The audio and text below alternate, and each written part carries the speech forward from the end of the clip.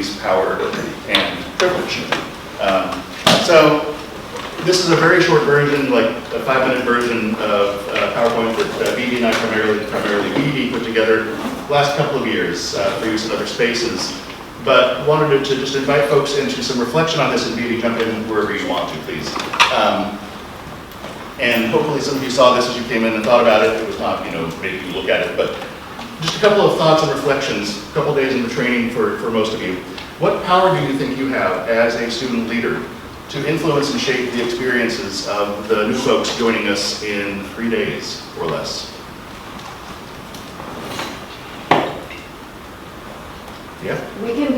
I think we have the power to set, the mood on campus, make it feel welcome. I think that's a lot of power. Great. I think we have the power to make them feel like they belong here. I like that language of feeling like they belong, because we know in this space, and we know that for a lot of folks coming in, this isn't a place that was built for them.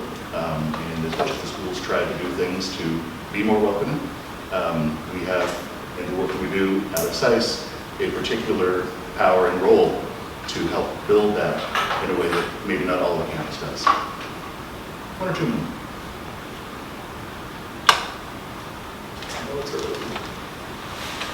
Yes, Abby.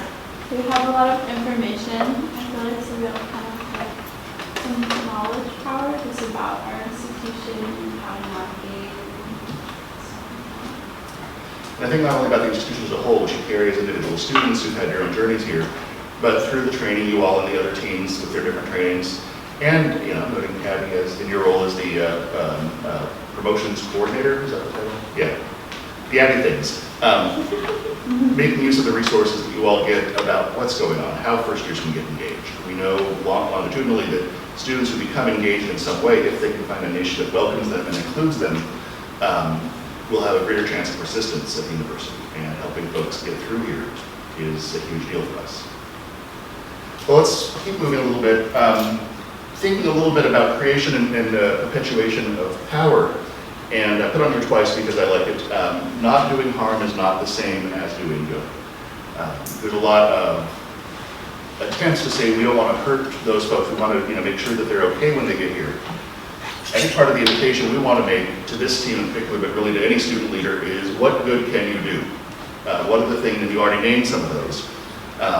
But wanted to think through some of the issues with systems, very, very briefly, that shape this. So we get a lot of questions of if race, gender, sexuality, religious identity, on down the line are social constructs, why do we keep talking about it?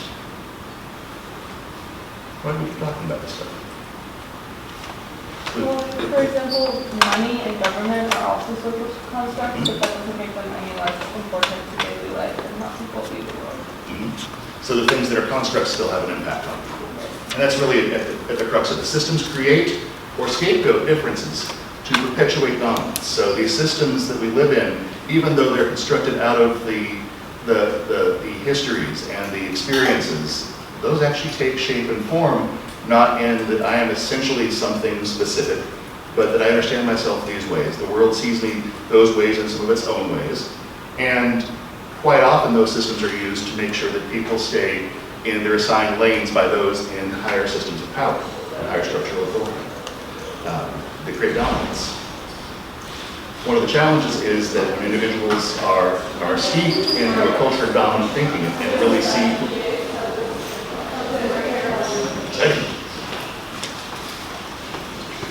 see this kind of way as being the natural way things are. Hello, hello. It went over. And for the SAIS folks, I should have, we've got several different teams who will be joining us for pieces of training throughout the week. So, and which office are you all in? Excellent, thank you. We've got ASAPs will be with us sometimes, and who knows who else. We said yes to a lot of welcome. So again, when folks are steeped in these systems of dominance, it becomes natural, and you just often assume that those systems, those structures, those constructed identities are actually the normal way things should be.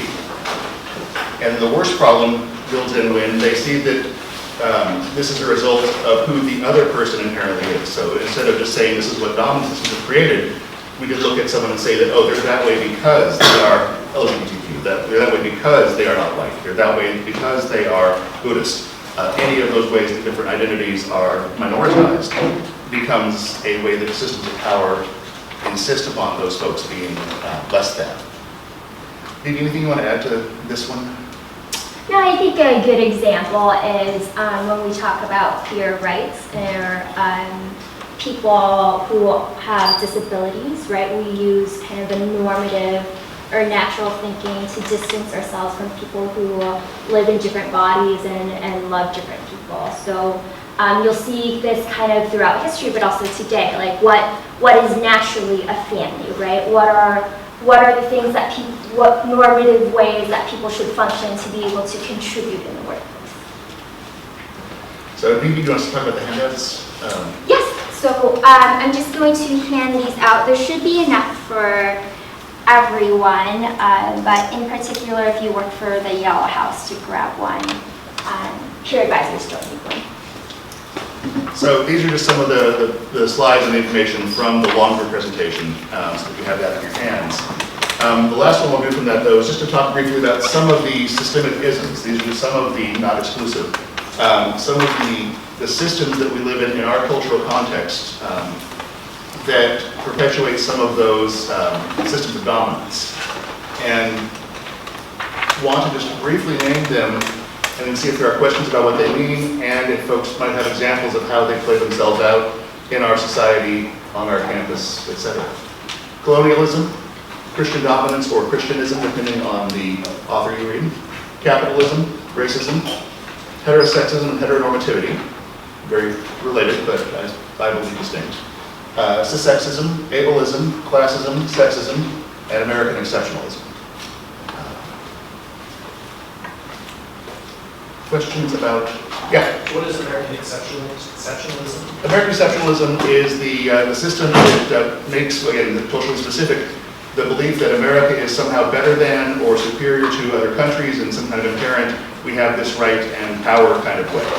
So it's that lifting up a particular country, in this case our particular country, as a better than, which then is a slope towards nationalism. That's my off-the-cuff definition. Others?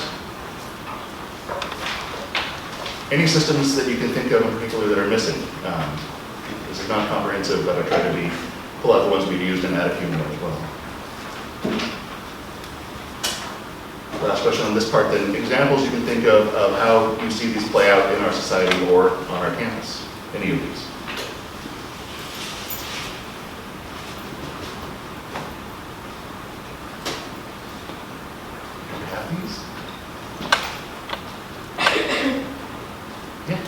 We were talking about in my resident training the other day about how hard it is to navigate this campus if you're not able-bodied. Like the wheelchair buttons don't work. You have to take like a really long route if you can't do stairs to get from one building to the side. Yeah, and we'll actually talk a lot more about some of that tomorrow morning because in the session on accessibility and the history of disability rights, because that's been a previous part of my work on this campus, and it's better, but that doesn't excuse what it is. Thank you. Just one or two more.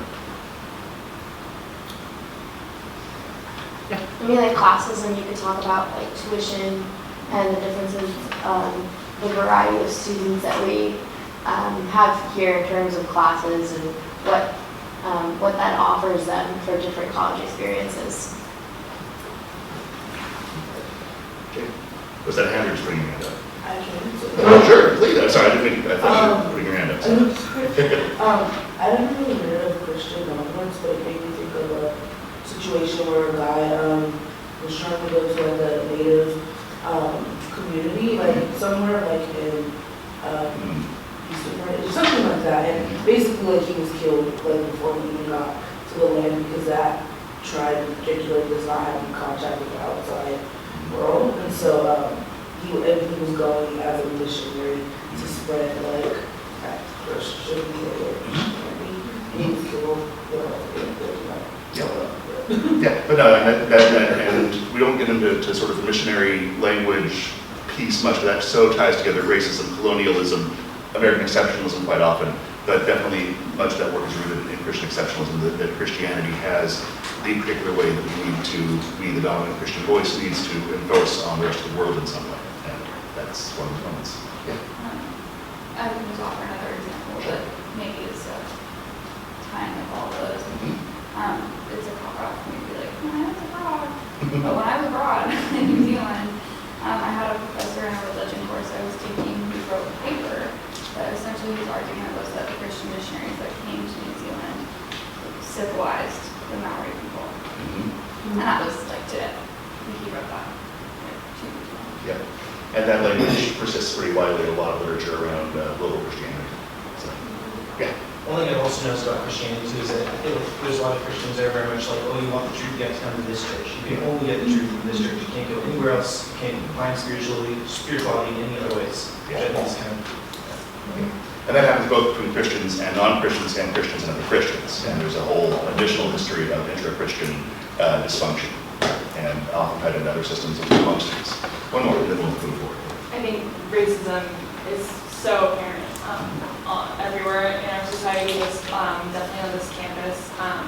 Obviously, the individual interpersonal things are everyone is socialized and has biases and has racist tendencies, absolutely. And there's a lot of also systemic issues with the university based on like funding. Obviously, we're a PWI, a government away institution, so I think a lot of those issues come from not only a lack of diversity, but a lack of inclusion, a lack of equity in decision making and pieces at the table. And I think, representation. Thank you. I'll throw in some of that. And we could go a lot deeper into this. If you have any other points you want to make sure to hit with these couple of slides? No, I think an easy one to think about is when we get our days off campus, and that is around a Christian holiday calendar. So think about winter break and spring break. Our spring break didn't line up with Easter so much, but growing up probably in elementary school and high school it did. So that's the way that Christian dominance plays out. Which is a great segue into the actual topic for the next 45 minutes or so. Multi-faith engagement, beginning whatever this is. This is, for those who've been through this before with me, about 5 days ago.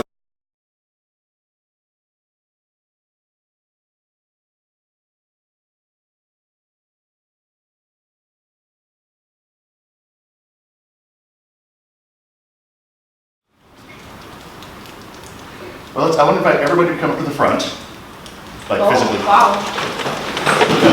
In this sort of space, make kind of a big weird oval.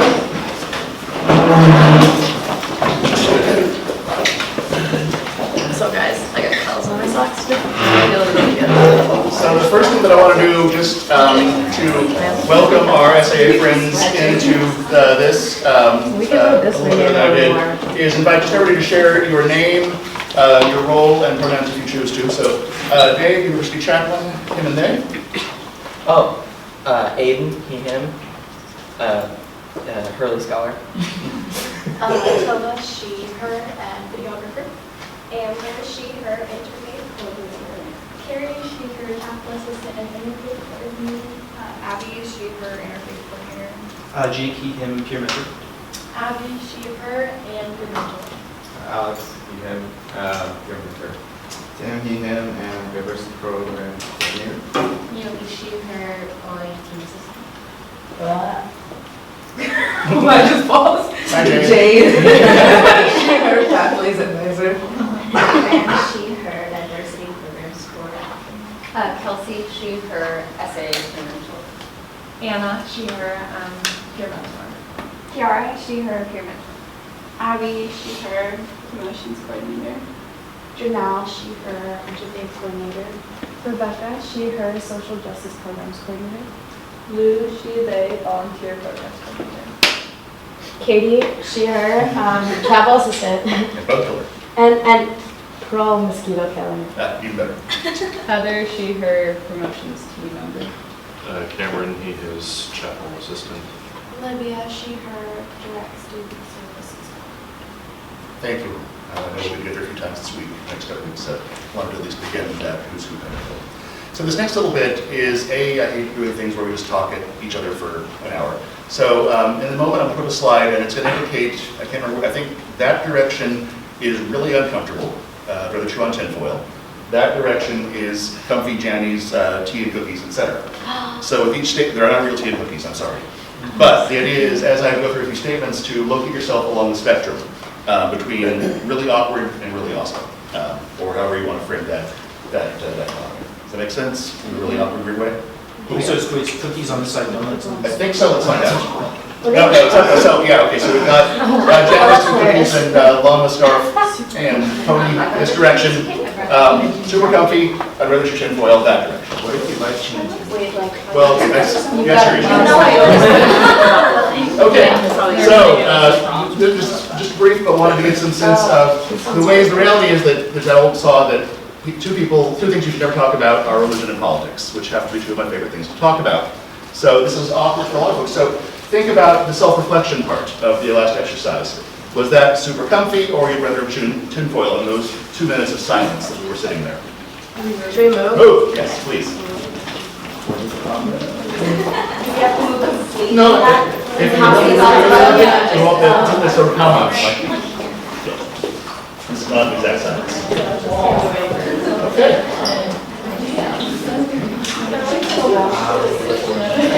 I also have fun with the silent stuff because for some folks that really freaks them out. And I appreciate that you all actually were really silent, reflective, had a great conversation with on. So similarly then, how is it talking with a peer who you may or may not have known well about some of those fairly personal problems?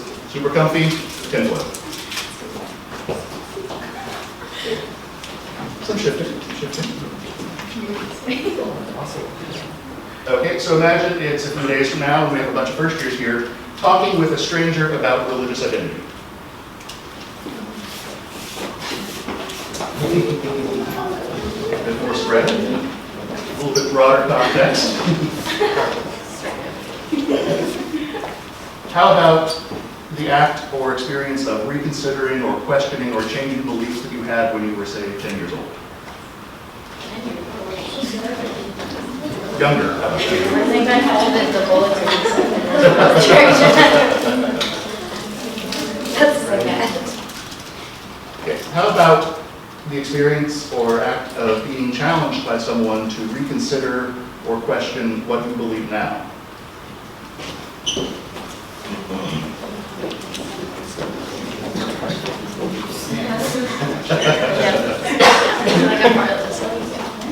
Are you sure what you said? Yeah. Aiden just gave permission to share that I heard him mutter, I worked hard on these beliefs. And Giving that up.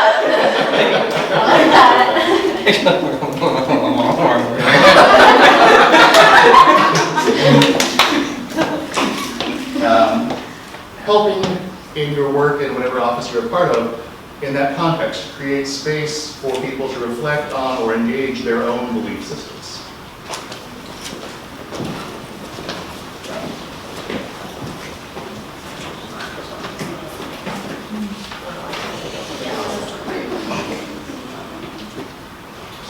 And last one, participating in this weird spectrum exercise, this hurting thing. It's hurting. Hurting, not hurting. She does. So, thank you all for playing along. I'm kind of gobsmacked. This lesson did this about 8 years ago with similar prompts and questions, and it was almost the exact opposite.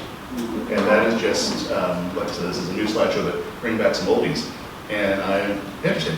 Go ahead and have a seat again.